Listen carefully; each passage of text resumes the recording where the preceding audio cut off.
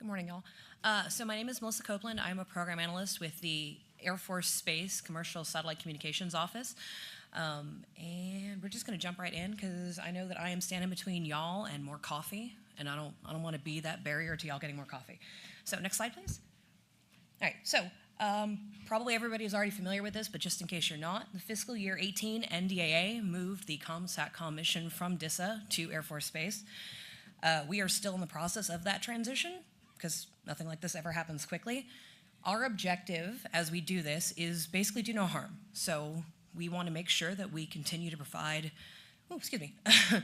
the best service possible to our mission partners, but also to maintain our really important relationships with industry.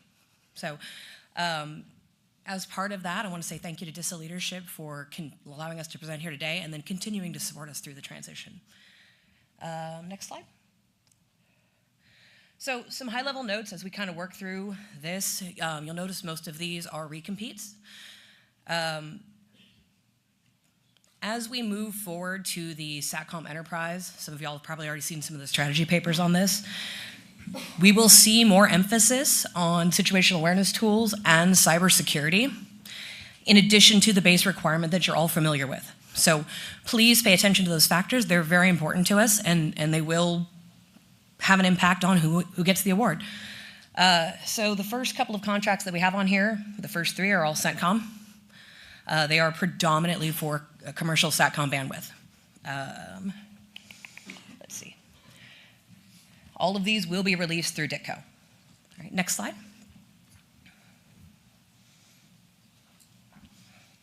Next slide. Okay. So just as a high level, some of you have heard about the global X-band BPA that we are working.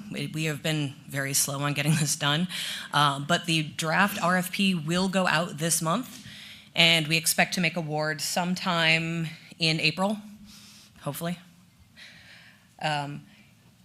All of these acquisitions are going through DITCO. All right, next slide. All right, so the big contract on here that I'm sure everybody's super interested in is CSSC-2. So that will be the recompete of the Navy's enterprise SATCOM solution. It will involve bandwidth and teleport services as well as cybersecurity and situational awareness tools. It is a 10-year contract. That is the goal. And we expect it to be about $1 billion.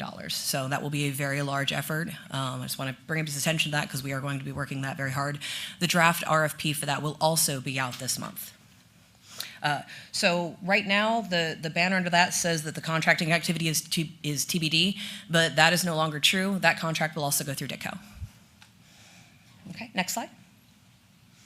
All right, EMSS. So this is a support contract for the EMSS program office.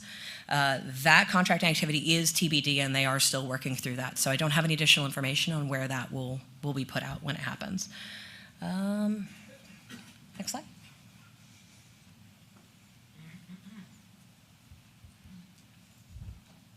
Next slide. Okay, and that's actually all I have for right now. A couple of quick other notes. So the BVTO workshop notification went out last week. That should be on FedBizOps if you haven't seen it. Please RSVP. We look forward to seeing everybody there. I'm forgetting something. All right. Does anybody have any questions?